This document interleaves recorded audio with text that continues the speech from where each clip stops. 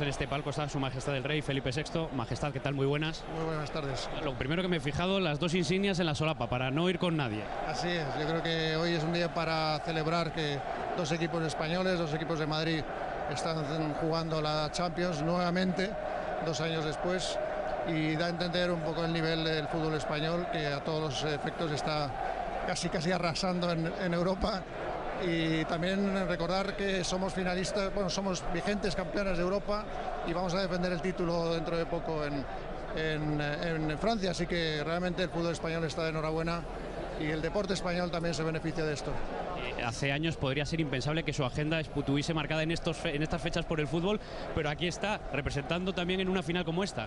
Así es, lo hemos podido encajar, es verdad que podía haber sido difícil venir, pero hemos podido encajarlo. Hoy hemos celebrado el Día de las Fuerzas Armadas en España, pero el horario lo permitía.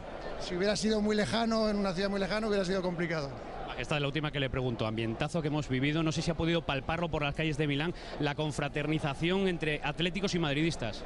Así es, y las autoridades de Milán también están llenas de admiración por el comportamiento de las aficiones, da un magnífico ambiente, una buenísima imagen de España, y esto es lo que es una fiesta del deporte y una gran celebración de España y de Madrid ante el deporte europeo.